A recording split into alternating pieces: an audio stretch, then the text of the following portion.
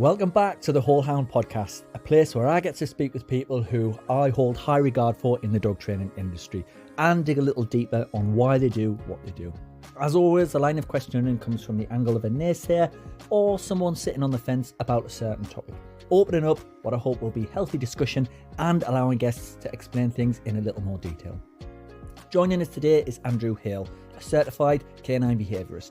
Andrew's the behaviour consultant for Pet Remedy, an expert advisor for canine arthritis management, and a Kids Around Dogs trainer. He also works to support many dog welfare and rescue organisations.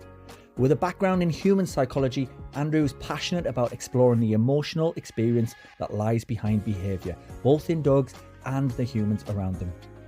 Andrew has played a leading role in the UK dog training and behaviour community, having been the chair of the Association of Into Dogs and was the driving force behind the UK Dog Behaviour and Training Charter.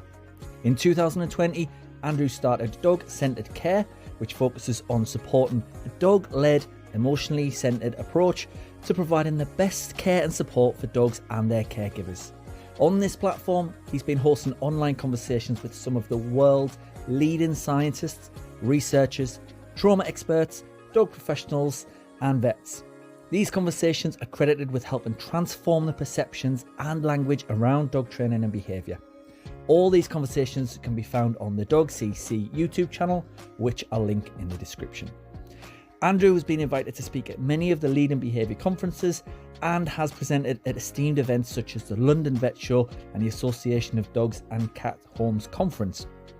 Andrew's also appeared on many of the leading podcasts and been invited to write for leading publications. I'm really looking forward to this podcast, so let's get into it. Andrew, welcome to the Whole Hound podcast. How are you? Oh, good. Thanks. Thanks for having me, Adam. My pleasure. My pleasure. I've been looking forward to this one for so long. It's taken, on my fault, it's taken so long to get this arranged, but really looking forward to today's chat. Yeah, me too. Yeah, and I think there's a lot for us to kind of dive into today.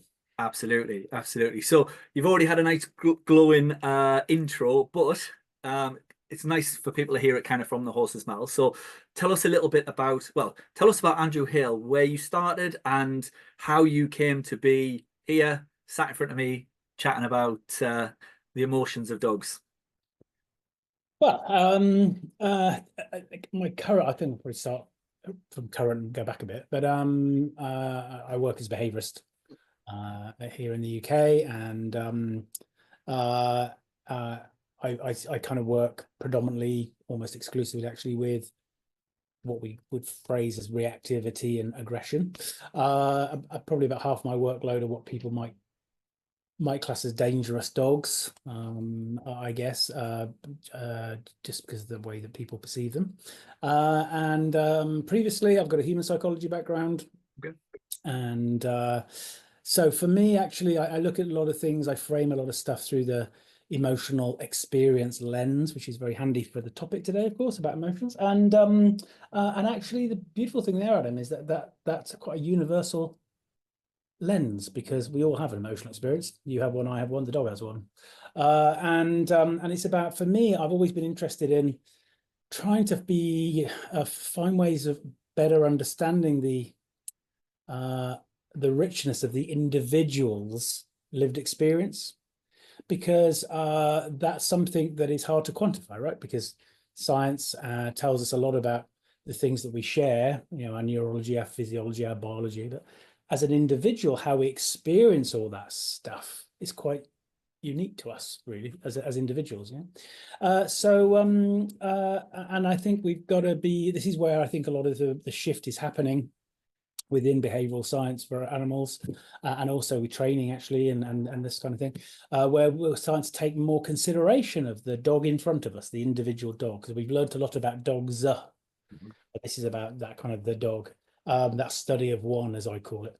How I ended up here today? Well, actually, we've got a mutual friend, of course, in Victoria Stillwell, who I really credit, along with Sarah Fisher, as being really big supports for me as I've kind of come through doing things. Because when I first started talking about some of the things I wanted to talk about 10 years ago now, actually, that's when my kind of thesis came out, called Creating a Dog-Centric Approach and then in brackets, how we must stop trying to fix things. People at the time were saying, oh no, this is, you're not doing human stuff now. It's about dogs, and we don't know how dogs think and feel. So we're just going to focus on what dogs do. Mm-hmm.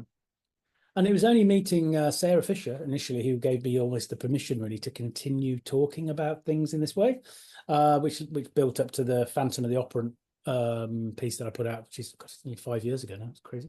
And then Victoria, who really was like, yeah, come and talk about this stuff on her podcast actually, and then to start talking at the behavioural conference. And so the next behavioural conference, I think that's going to be my 4th or 5th that I've talked about.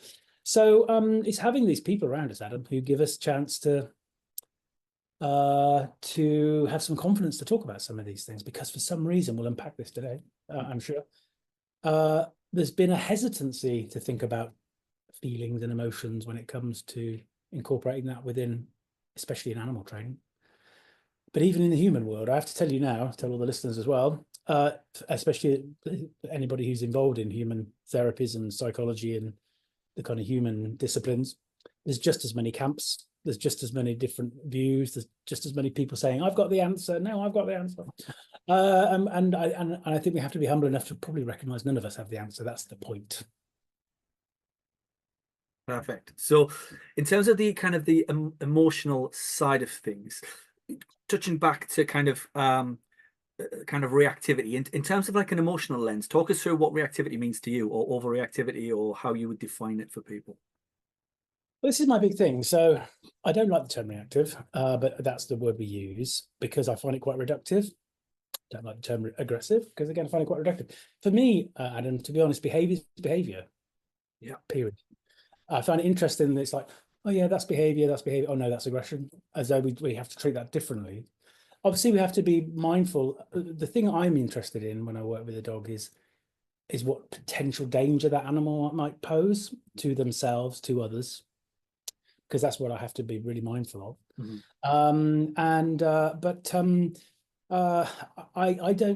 I see there's 3 things I think that unite us all, and we have to recognize this. The first is to feel heard. We all want to feel heard. Now, behavior is a big part of behavior is an expression of need. The need for safety, the need for connection, the need for relief. Relief is a huge one for me. I'll come on to those things in a minute. But and of course, animals, dogs especially, the only way they can communicate is through their behavior. So I see behavior from the dog a bit like painting a picture. I want that dog to paint their picture for me. I don't want to dive in and grab the brush off them all the time because I think I can paint the picture better for them. Mm-hmm. And that's the risk we can do when we start interfering with behaviors of another sentient being. So we all want to feel heard, especially when we're trying to communicate need. We don't want to be dismissed or ignored, or of course the buzzword on some of the not so good TV shows, be corrected. The second thing is we all want to feel safe, Adam. We're going to really go into this, I think, now, because that's what the brain is really obsessed with. Now, the thing about I have my safety first protocol. So everything I do, everything I engage with these dogs, it's always safety first. Physical safety, yes, because that's important. As I say, we have to think about the danger the dog might pose to us and others and to themselves. And when we think about safety in another, we tend to have a physical safety bias because that's what we get feedback from. So we think, oh yeah, is this dog physically safe? But our own brain and that of the dogs, and I'll link those two in the things in a minute, is just as, if not more, interested in emotional and social safety. Social safety is a big one. Now, how do I know that about dogs? Because what I learned with my human psychology degree, and people who study these things around social pain, social processing, social threat evaluation, we learned from dogs and monkeys and mice. So we know that they have similar brain function because it makes sense as a social species to be socially safe. So we all want to feel safe, really important. And the wonderful Rachel Leather, who's a trauma expert, says you can't teach safety. And that's an important point for us to come back to in a bit, Adam. Because what do we do with training then if we can't teach it? We can't teach it because the individual has to feel it. Mm-hmm. Okay. How do we navigate that with a dog when they can't tell us? Well, we can talk about it. The third thing is, and this is the most important thing for me personally, it's my bias really, and that is the principle of relief. For me, it's the most important word in the psychology of behavior. It's right up there with safety, because when you feel the negative stuff, and the thing about emotions, Adam, is, it's the one thing that's been there through the evolutionary process for a long, long time. Mother Nature puts a lot of emphasis on emotions because that's why we keep having them. So they're really adaptive. Why? Because they're not this kind of wishy-washy woo-woo thing that we now as a species tend to want to suppress all the time. It's really important because especially the negative stuff. So when you feel something, physical pain, emotional pain, social pain, doesn't matter, you will seek relief, because that's the whole point of feeling it, because you don't want to feel it. You want to seek relief. Many of the challenging behaviors you see with dogs, reactivity and aggression, a lot of that is about relief seeking. So those three things then for me, when I work with these animals who are expressing especially the really big bad behaviors, the potentially dangerous behaviors, that dog does not feel safe, or that dog has not felt heard, or that dog is not getting relief for something, which is often physical pain, as we know. All the dogs I work with who would come into that more complex or severe category, I've not met one dog, Adam, that wasn't in pain. Okay. So that's physical pain often, yeah, but also emotional or social pain, and often they're not connected. So I think these animals, the animals that show these bigger behaviors, what they need more of is not firmer handling, not more this, not more that. They need more compassion and more understanding. That they have a survival story that we need to hear, because that's how we get best outcomes. Because if we can help them to feel safer, if we can provide more relief, and that's about supporting the caregiver to be more aware of those care and support needs, not loading them up with a lot of tasks to do. Yeah. Do you not find though it's helpful? I mean, I've got heaps to unpack there, but let's just go from that last sentence there. Do you not find it's helpful to have people just being able to do something? Because a lot of people, like me and you, both work, boots on the ground, if that makes sense. So we're both in either home visits, one-to-one sessions. People need something to do. And if you go in and you're very much emotional centered, the risk is that they're already struggling with something. You then go so far in the opposite direction, and it switches them off even more, if that makes sense. So I know you mentioned about task led, but there must be a place for tasks in everyday training. And Yeah, like so the dog. let's just look at these two things, because there's two things you're talking about there, Adam, and I think that they're really important to unpack.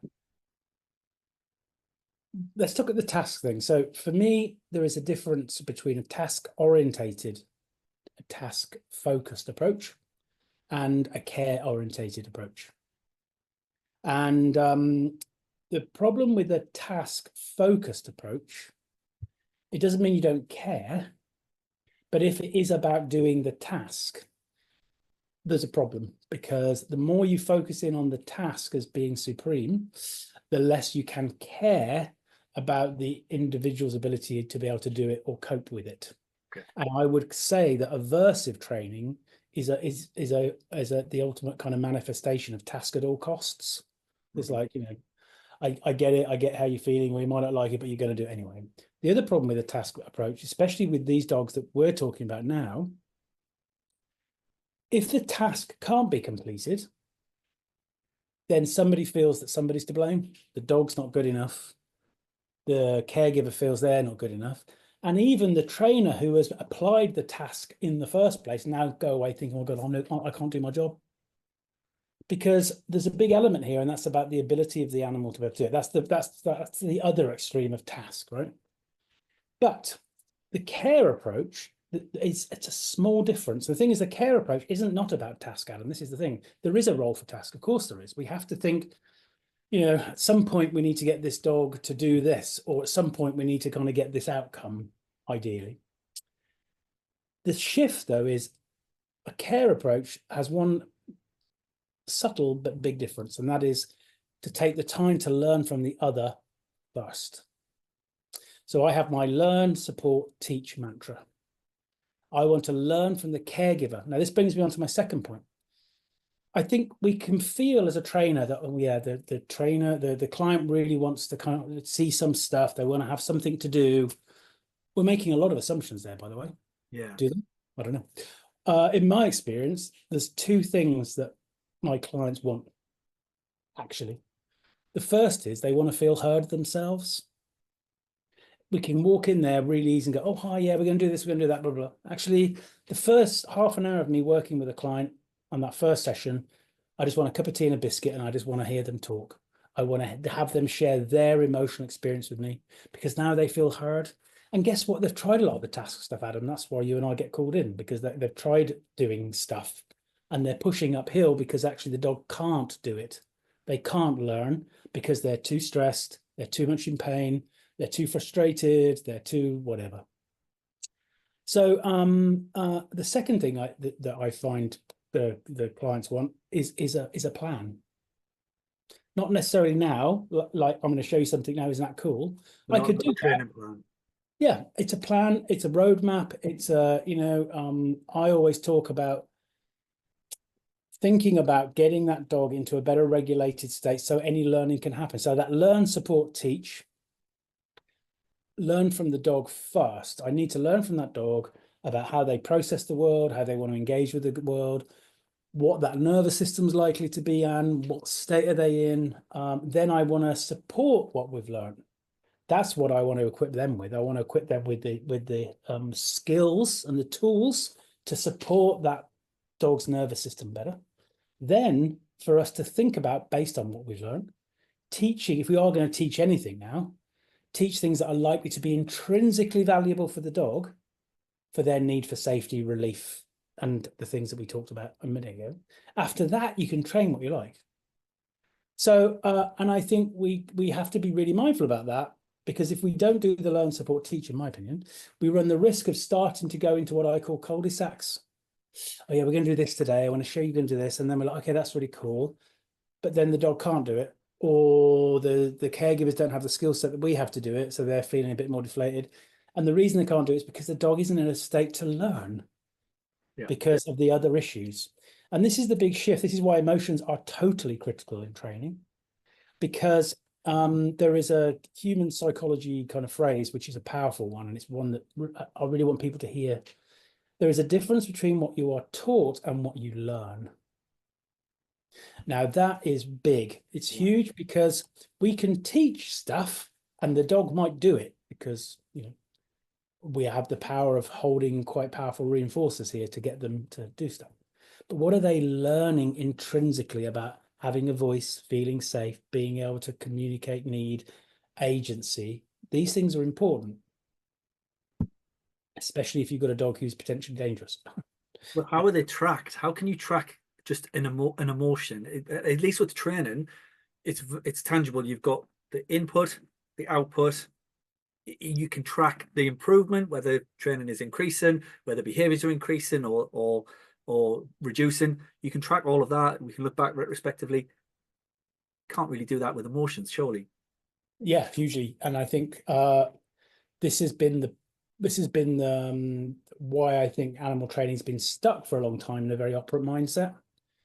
It's this notion of, well, we don't know what they're thinking and feeling, therefore we'll just look at behavior, and do we have behavior increasing or behavior decreasing, and that is what we'll judge on things. But the point is, I don't know how you think and feel, Adam. So should I ignore that and make you do stuff based on my set of objectives regarding what safety looks like, my set of objectives about what behavior, what appropriate behavior should look like? And that's the challenge. It always is the challenge. And many people listening in now will have been the victim of this themselves through their own education system. So, for example, little Johnny is in school today. That's an achievement for him because he hasn't had his breakfast. He didn't sleep last night. He's traumatized from stuff that's going on at home. But the problem is he can't necessarily learn in that state very well, especially in the way that that structured learning approach is being applied. So he's going to end up developing coping mechanisms to deal with the other stuff and probably get disenfranchised in the learning process. And we see dogs do the same. Because you're right, Adam, for many dogs, regardless of how they're feeling about stuff, we can still get those kind of outcomes. But for some dogs, we can't. And these are the dogs that get excluded from dog training because they're destructive, or caregivers who think that somehow their dogs are somehow damaged or not right because they're not doing stuff. Because for them, just like little Johnny, their fundamental stuff hasn't been addressed or looked at. So actually, in my opinion, we have to learn to be better observing that individual dog's presentations. We've got to be careful because I said earlier about I want dogs to behave. I want them to behave, right? And obviously, if that behavior is potentially dangerous, we have to mitigate for that. But if we start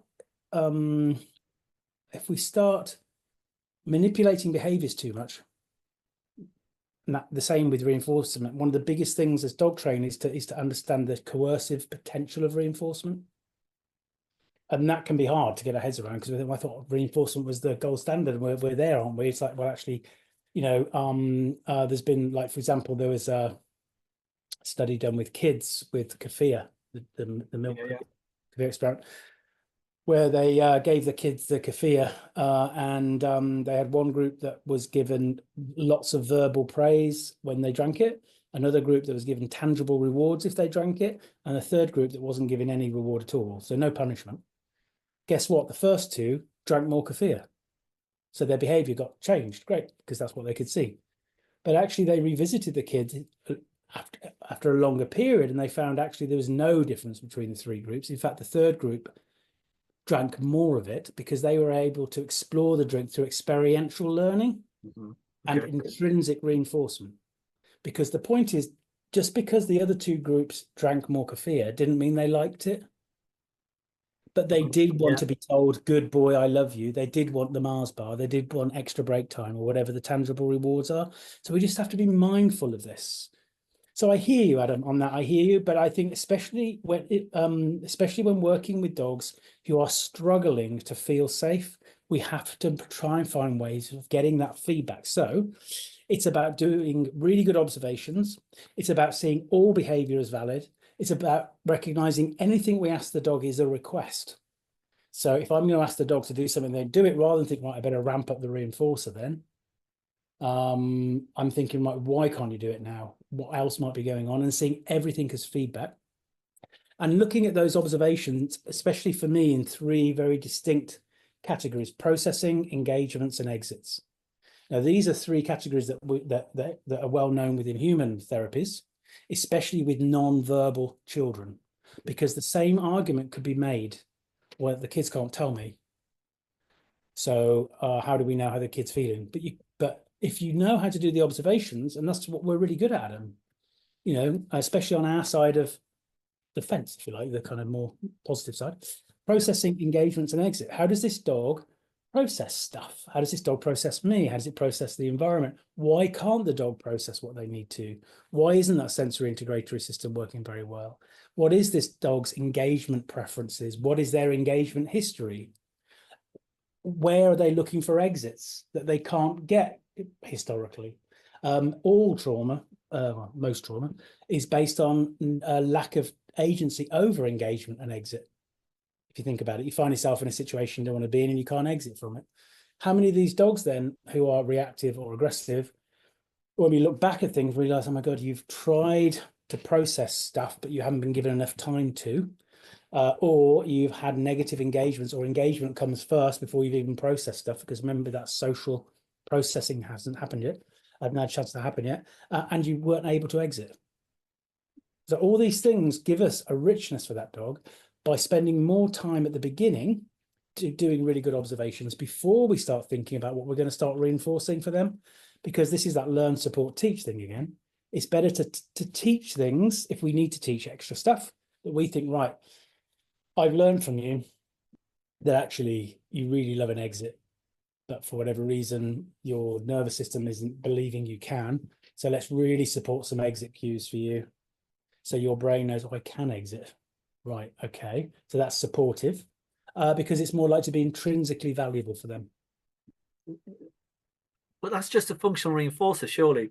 If you're looking at it through a training lens, that's just reinforcing the dog with something that they wanted to do for the behavior that you're happy with.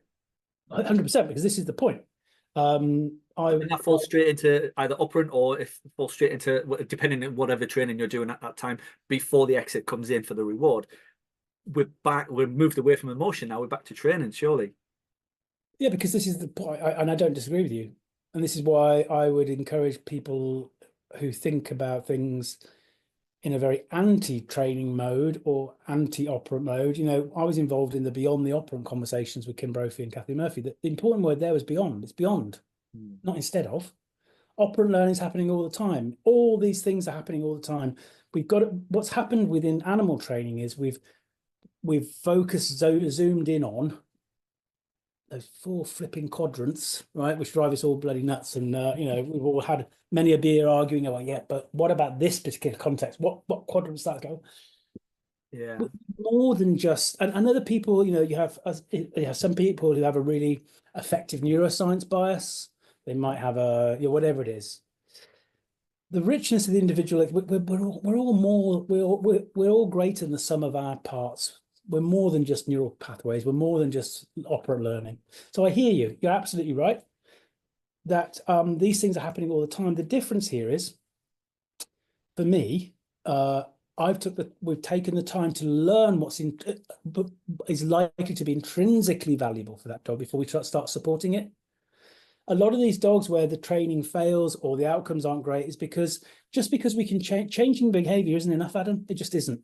Period. We've got to break that myth. Just because an animal does something differently doesn't mean they're coping any better. That dog who struggles when guests come and we're going to really kind of reinforce a mat, to say that dog's coping better, they might be. But what we can say more honestly is the dog is more compliant because they're staying on the mat. That dog who I've learned, oh yeah, you like exits, great. I want to keep them having exits. And actually, I don't reinforce that with food often. I support it by giving that nervous system a chance to feel it, because it is intrinsically reinforcing. We can add food if we want to, and sometimes we do. I gave a case study at Victoria's conference a couple of years ago with a dog called a Pooh. 6 years old, 5 years, either tied up or in a pen, 2 years without human contact, all this kind of stuff, bite history. The caregivers built a compound in their garden, this kind of stuff. We had to do things. We had to work forwards on a form of safety that was his to make. He had to tell us what safety meant, because with especially dogs who are going to bite, we have to make sure that they are regulating better and are feeling it better, not just giving us a different behavior. So I think you're absolutely right. This is the thing. It's not about not training. It's not about, you know, it's all semantics, Adam. I hear some people talk about this new way of looking at things and they create these new words. And I think training, coaching, mediating, at the end of the day, if you're supporting the learning of another, the shift for me is that task to care. Care is just about, we're going to take time to learn from the dog first, not just dive in and think, this is my cookie cutter approach. We do the same thing each time. That's the subtle shift. But for going back to what you just mentioned there with that particular dog, is that dog is it's a safety issue for anybody coming in, or if it's a bite risk, you have to have some control there. And this is kind of another big broad word of control, but the emotional side of things, I mean, yeah, that's going to take ages. In the meantime, this dog is potentially unsafe. So you can't just go at it just with an emotional lens. There has got to be management. Yes, they might feel uncomfortable in certain situations, but they are safe and the environment is safe. Don't disagree with you on any of that, again, because one thing to bear in mind, this is really important. No dog is safe to be around by being made to feel less safe, period. So we have to do whatever we have to do initially, but emotions are there all the time, and we have to bear witness to it. This is why I call it, that's why I have my safety first protocol. Safety first. Physical safety, yes, you're absolutely right. I have to keep physically safe. I have to keep the dog physically safe. We have to look at whatever those management and adaptations, I call it. I don't like the word control. It's just a thing, but management and adaptations, what management do we have to make? What adaptations do we have to make? A lot of those adaptations aren't just physical, they're also expectational. What adaptations do I need to make to the expectations of others around this dog to keep this dog safe? How many layers can we take away for this animal first? And we have to look at these things in that context, with that view of thinking, right, with a poo story, the three important jobs for us, first of all, was to help him feel safe with his primary caregivers. So safety comes from being able to communicate how you feel. And that's why we have to let dogs behave, and not, especially dogs who have experienced a lot of trauma. So, for example, many dogs who have had trauma or are in a traumatized state, when they start to shift through and start to feel a bit safer, they're likely to present with other behaviors. So that they might start barking when the postman comes now. If we jump on the dog because we don't want the dog to be barking when the postman comes, that actual barking was part of the representation of that brain starting to feel safer. It is a hard thing to navigate, Adam, because on the one side, we don't want the dog to just do anything and bite people. So we have to, as I say, we have to mitigate for that. But the way you can get those outcomes is by recognizing that dog's need for safety all the way through, and that's giving them a voice to be able to communicate stuff. So the second thing we have to do is help the dog feel safe within that environment. And the third thing we have to do is help the dog to feel safe within the wider environment. So it's all these different layers. And I employ a kind of a principle of sensory mapping, because actually it's about sensory integration, a lot of this stuff, especially when dogs are in a heightened state. Using that kind of bucket analogy of the nervous system being the bucket and the water in the bucket and how much the dog is elevated. Most of these dogs, Adam, their bucket's full and it needs to be anyway. And that's got to be our first priority. Forget about anything extra. We don't add extra stuff for the dog to have to do. It's like, how do we help this dog decompress? What can we do in this environment? So you're absolutely right.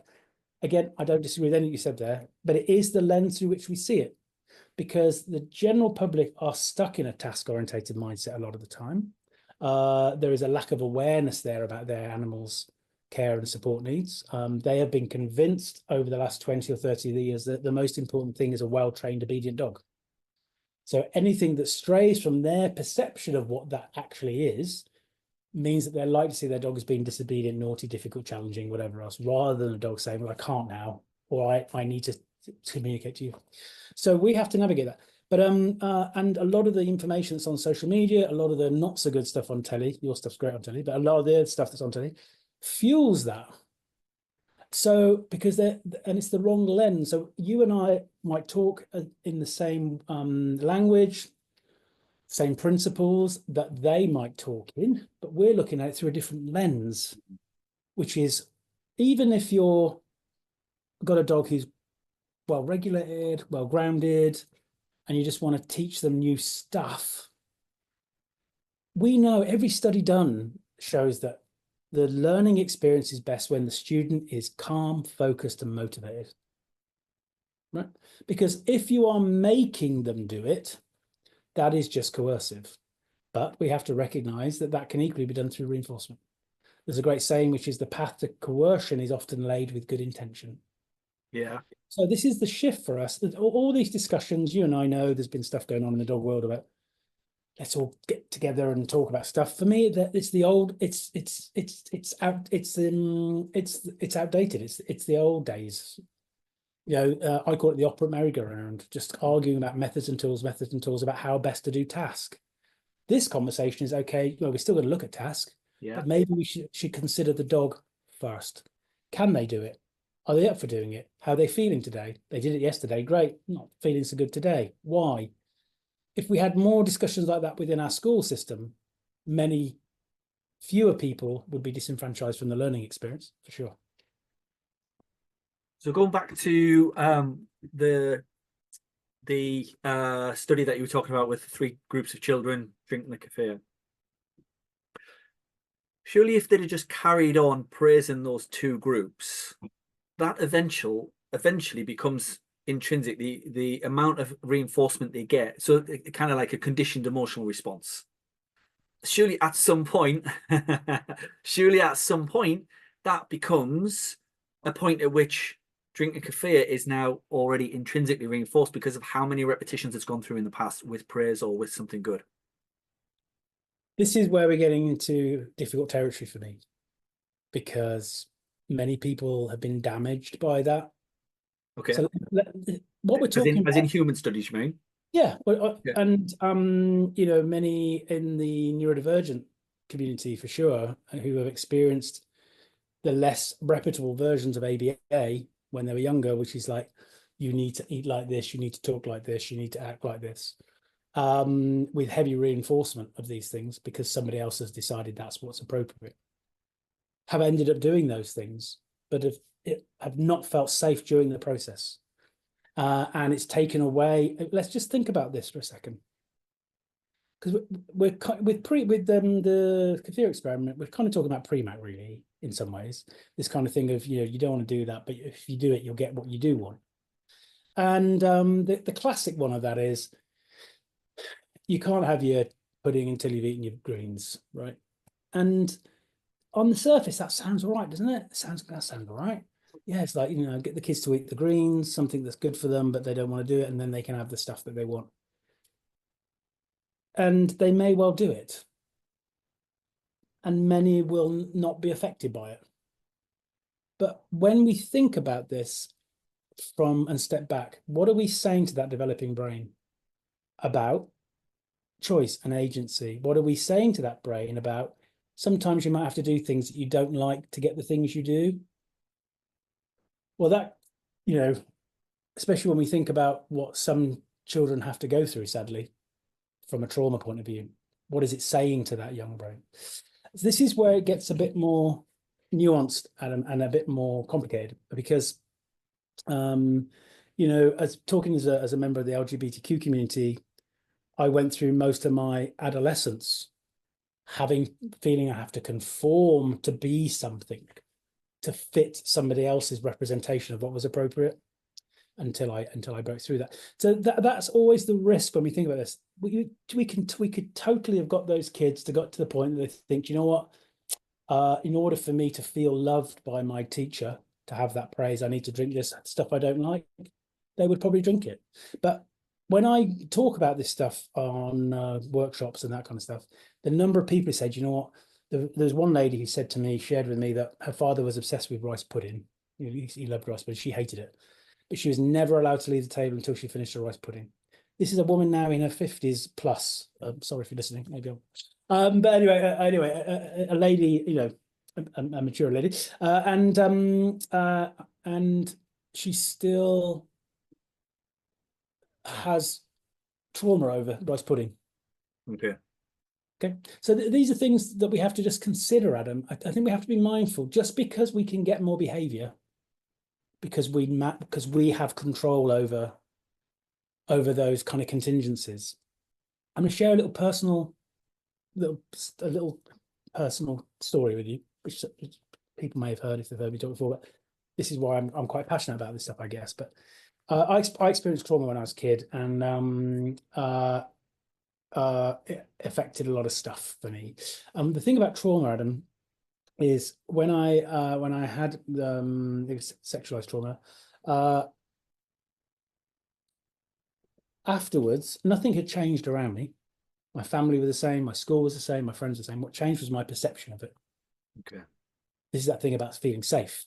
Now, remember, I talked earlier about when we think about safety in another, we have a physical safety bias, but for ourselves, emotional and social safety are just as if not more important. And that's why you can be safe physically, but not feel it. So guess what? My behavior changed. My behavior changed, and I became very difficult to be around. My school took a very hard line approach, to the point that eventually I got the cane. Yeah. And I got the cane a couple of times, and guess what? My behavior changed. That's the point. My behavior changed, yeah, because punishment works. My parents took a different approach, a bit like the Kafir experiment. My father recognized that my parents were really hardworking. They're out a lot, working and doing stuff. So he's like, look, he thought that what had happened, because I didn't tell them what happened because I felt I couldn't, was because they weren't around so much. So he's like, look, you know, if you behave like this, we'll have more family time. So yeah, guess what? My behavior changed, Adam. So my behavior did change, both through punishment and through reinforcement. So the consequences worked. Yeah. But this is the thing for the individual, if you still don't feel safe and still don't find relief and still don't feel hard. Because the real consequence for me was 15, 20 years later when I had a drug addiction and a breakdown. Yeah. So that's a big, deep thing to throw, I know, but Yeah. we just have to be mindful. Yeah. If we're working with a dog, I do consultancy work for some of the larger assistance dog charities, the ones that have breeding programs. And we're looking at changing how we think about that first 18 months. Because traditionally, when we think about tasks, assistance dogs, gun dogs, working dogs, well, they have a task. So all the training's been very heavy, and like, you will do it, regardless of what the dog feels, you will do it.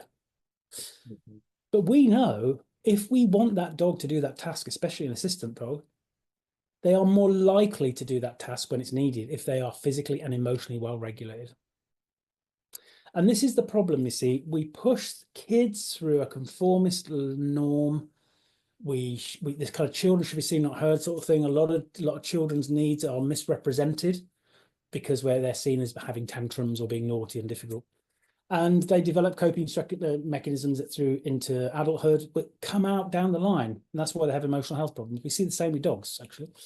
This is why many dogs who go into, and they might, even if they pass the assistance dog training a year or two in, they end up not passing their yearly thing, because guess what? There are some things going on for that dog that overrides it. An intrinsic need will often trump extrinsic motivation. Okay. Yeah. So that's what we're just talking about. All this stuff, it's the nuance, Adam. It's not, some people go way over here and way over there. It's just the beautiful thing about this for me, and this is the bit that isn't, that kind of cuts through it all.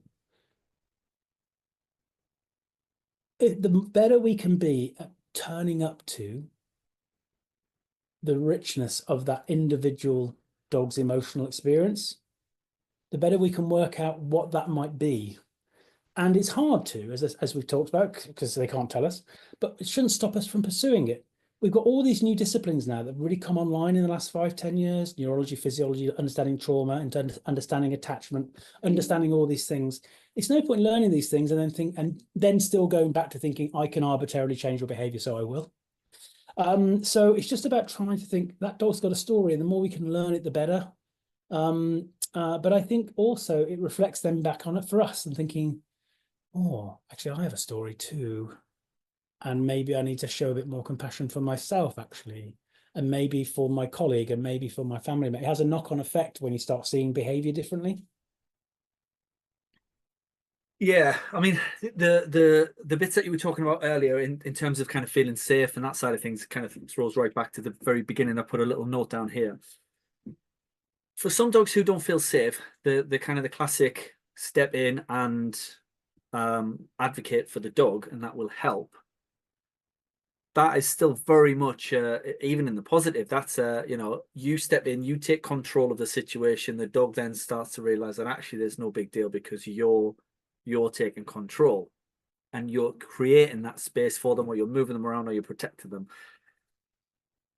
In terms of what you're going through in mentioning about internal, external, from the outside, surely that must be working because it's improving the dog's behavior. And I know you just mentioned that just because it's improving behavior doesn't mean that it's actually a good thing for the dog. But for those people who say you've just got to take control of the situation and the dog will follow, how do you explain that to people? Well, I get it, because the thing is this. This is the challenge, and this is why I think we've got to move on from a lot of the conversations that are still going on now, but the ones from the past, because as an individual, the only emotional experience that I can really validate is my own, because I know how I experience that. As I say, I don't know how you think and feel, or anybody else listening in. So our brain creates what we call a safe world view, and that's pretty well set in by our late 20s, and that's a product of our kind of belief filters, our value systems, and that kind of thing. And our brain is designed to do what we call cognitive appraising, which is just a very quick judgment based on very little information. So I've already judged your behavior is the problem. And because of my own brain's idea of safety, if you will only behave in the way that I decide, everything will be all right. And that's the norm, Adam. It's just what we do. As I say, remember, the path to coercion is often laid with good intention. Yeah. If you just behave like this, Adam, you'll have no more stress, right? And if only I got bottled that, I'd make a fortune. But yeah, but this, so me taking control, me showing the dog that everything's okay, well, that's great. If the dog does feel okay and the dog does get it, but how do I know that if, one, I haven't done enough observations of that dog's processing, engagement, and exit preferences in the first place? And secondly, if I'm grabbing the brush all the time, as I call it, how do I know if I'm not giving the dog chance to even behave? So for me, when I work with my clients, you know, if the dog has a woof, the dog has a woof. Why do we think, oh my God, that means the dog's over the threshold now because the dog's over woof? You know, I think it was really interesting on going back to Victoria on her recent show, where she had a dog who struggled a bit when the dog came in and was having a bit of a woof, and Victoria held space for that dog till the dog decompressed. And the next thing the dog did then was look for an exit, and found the exit by going to the primary caregiver. So we've got exit plus secure attachment finding, as in what we call return to safety. Anybody who knows about core affect space and about going back to that kind of, it's another set of quadrants, but going back to that return to safety, the dog behaved. Wow, the dog had a moment. You know, it's okay. So I look for changes in intensity, frequency, and recovery as part. You know, is this behavior less intense? Is it less frequent? Can the dog recover quicker? All those things show us something. If we don't allow the dog to feel safe enough to be able to think, you know, this is a bit hard for me, I need to communicate something. If we're diving in and we're going to grab things and we're going to show stuff. Kathy Murphy, of course, who's a veterinary neuroscientist, talks a lot about stress cycles, because that's actually how the system learns to regulate better. I felt this, and I found my kind of decompression here. So this is, again, it's nuanced again, Adam. I think the thing is, this is why we've got to be really careful about one size fits all. Maybe I'm going to pluck a figure out of the sky now. Maybe 8 out of 10 dogs can do really well with a normal operanty approach, the normal D&C, desensitization, counter conditioning stuff. But you and I both know, and that there's always going to be that 2 or 3 dogs out of that 10 that there's something else going on. Mm-hmm. We've got to try and find ways to try and be more available for all of them. And the problem is, I think, with dogs, especially because we integrate early on. So training has a place, and early training is important. But in my personal opinion, it's been given too much emphasis for that dog in that first 12 months. It should be part of a bigger thing of supporting that dog's intrinsic abilities to navigate the environment, the social world, and their life based on the fact that we've learned stuff. So Molly came to us at 16 weeks. She'd had 2 homes already at 16 weeks. I share a lot of footage with the workshops I do of Molly at 16 weeks, teaching me stuff. Remember, learn, support, teach. I was learning from her. Mm-hmm. And this is what we're doing with the assistance dog stuff, is learning, okay, oh, you're telling us here, you need that exit, you need more time to process. That's how you want to engage, or you don't want to. We're supporting that first. And the most important things I feel we should be teaching young dogs, first of all, is they have a voice. The first thing we should be teaching young children is they have a voice. Emotional safety is grounded in, one, feeling safe to even feel. Really think about that, Adam. How many people do not even feel that their own feelings are valid because they've been told enough times that they're not? You're being silly, don't be difficult, whatever it is. The second thing about emotional safety, which is relevant to dogs, is feeling safe to communicate how you feel. So having a voice is really important. We've got to teach these dogs to have a voice. The second thing is we have to teach them that we are their return to safety. Because attachment theory is everything as far as I'm concerned. You know, as a social species, it makes everything, it makes real sense for everything. I'm giving a talk in November on dog bites. at a conference, and my talk's called Devil, Dogs and Monsters. And because we tend to want to say, oh, my dog would never be that dog. And also these people, humans who do terrible things, we want to class them as a monster because we feel we could never be that. Do you know, high numbers with the meta-analysis of many studies. So there's about 60 studies as part of these meta-analysis, which have been done with violent criminals, men, in prison through psychoanalysis, as in they've been kind of interviewed. Nearly 80%, Adam, identifies having insecure attachment, which makes sense, because if you are seeking surety and safety from your primary social attachment and you don't get it, then that has a huge knock-on effect regarding insecure attachments. And if you feel excluded from social connection, especially within the family unit, it's no wonder then that you have less empathy for others. And when we think about that for dogs, they are seeking secure attachments, so they have to. I don't know whether this is going out auditorily or whatever, but I've got the yeah, it'll be visual as well. Yeah, visual. Yeah. So the hierarchy of dog needs behind me. I've talked about this with Linda Michaels actually, and she's created waves on this now. But also Maslow's hierarchy of needs is the same, because social needs are up here, right? Because the most important things are biological needs. Mm-hmm. But how does the dog access biological needs? How does the child access biological needs? They can't. They need to have secure attachment. So actually social needs for a social species is the most important thing. Yeah. But this is really important.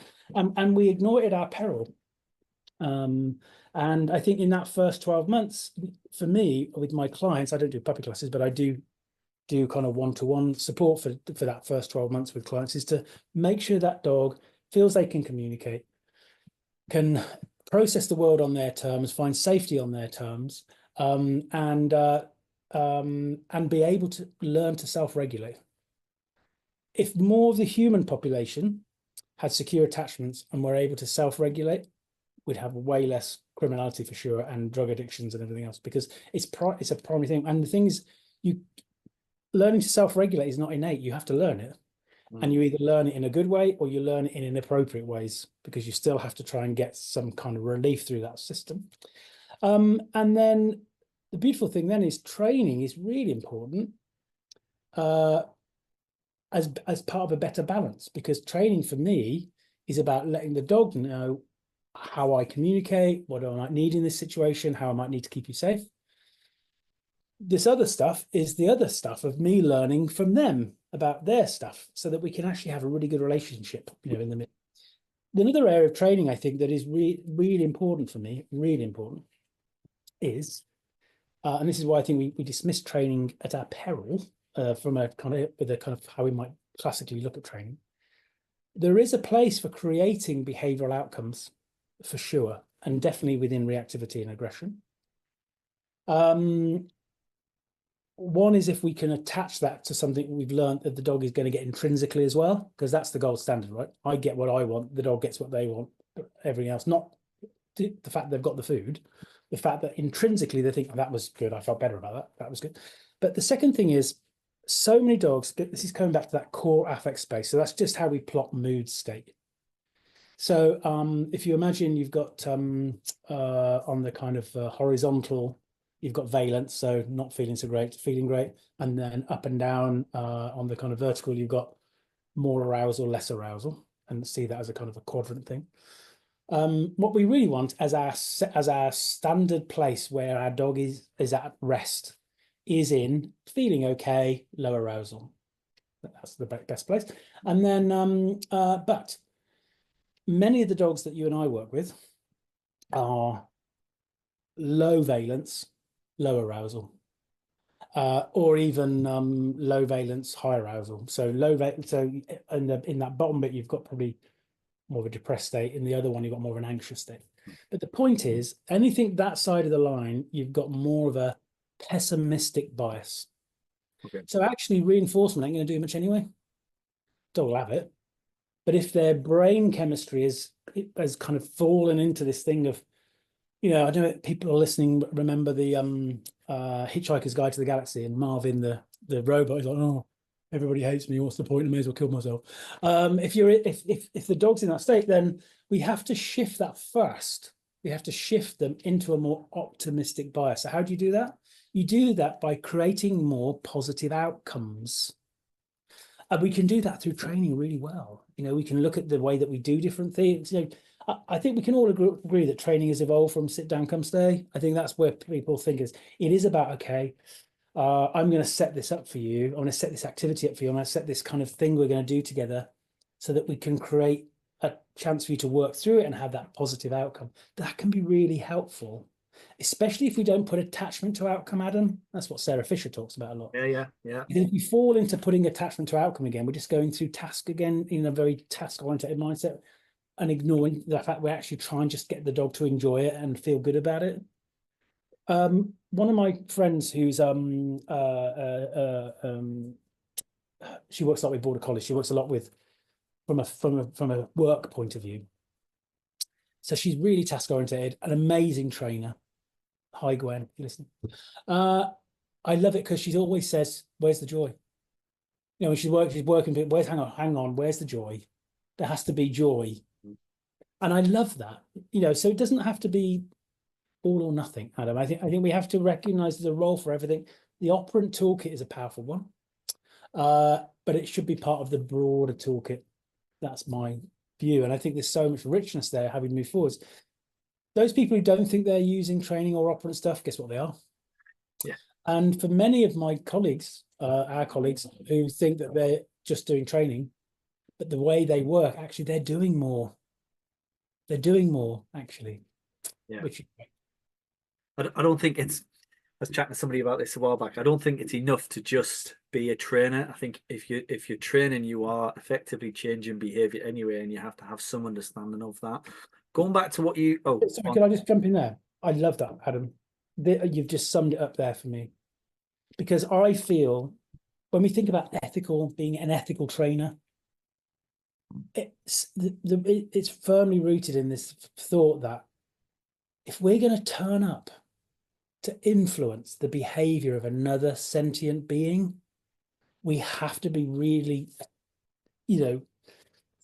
connected on a very emotional level, really, with that animal, to kind of work in partnership with that, whatever spectrum that might look at, because that is that shift from task to care. And you're absolutely right. We have to, I've got a friend of mine who's a big into agility. She does really well at agility. She goes to all the championships and does really well. She had a show a few weeks ago and she messaged me, and this is normal for her. Her dog wasn't feeling it, so she didn't do it. Good. Because she has a care approach. Yeah. She learned from her dog that day they were not feeling it. She went along anyway. She had some fun. Also, she's a big pioneer of using free work before doing stuff, because this is another myth, right? Or my dog's going to do agility, so I must fizz him up. Yeah. Actually, she does the opposite and gets great results, because actually, if you look at sports psychology, those sports people who win, who get that extra second, that extra foot or whatever it is that they're going for, they don't get it through training more, because that's the Yerkes Dodson. Yeah. Right? They get it through mindset. They get it through preparation. They get it through being better regulated, and then they can do it. So yeah, I think sorry, I have to jump in there, because you're dead on there. That is the shift. Yeah. With your regulation and analogy there, and we've talked a lot about kind of the similarities between humans. I'm just going to throw a kind of a scenario at you, whereby my wife did a sponsored abseil. So this is kind of like the kind of the build up, the anticipation, the stress, and then the relief afterwards. And it goes back to what you were saying about just getting the dog through it, or grabbing the brush and just kind of pushing them through it. She was really nervous leading up to that point. Physically, really quiet. You could tell she wasn't comfortable about doing it. She got there, even at the point at which she was going over the edge, you could see there was lots of stress and kind of obvious stress signals. As soon as she got to the bottom, she was ready to do the whole thing again. But before that, she was adamant she didn't want to do it. So what I'm asking here is going back to, if we have to push the dog through something, to get to the end goal for the dogs to feel relief and actually have that reinforcement and go, actually, it wasn't that bad. Do we really need to be that careful on the approach and the build-up if that euphoric feeling kicks in at the end and they're happy to then go, oh, actually, yeah, it wasn't that bad. Let's carry on. Let's do it again. So many variables there because Yeah. did you drag her up there? Did you make her? Did you push her off? She had agency all the way. She could have stopped. My husband was the same. He jumped out of a plane at 15,000 feet, whatever it was. Oh, Right? wow. And I was probably more of a mess than he was actually. He was exactly the same because he was like, "What am I doing? What am I? Oh my god! Oh my god! Oh my god!"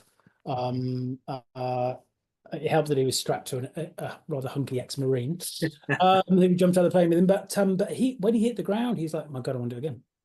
Now, interestingly, since then, that was about 2 years ago, he's had the opportunity and he hasn't. Now, the thing is with relief, there are those people who do these things, right? These crazy things. It's crazy, right?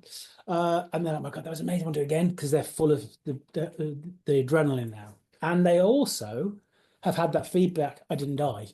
That's great. Yeah. There are also those people who go, yeah, cool, thank God I'm down. Never again.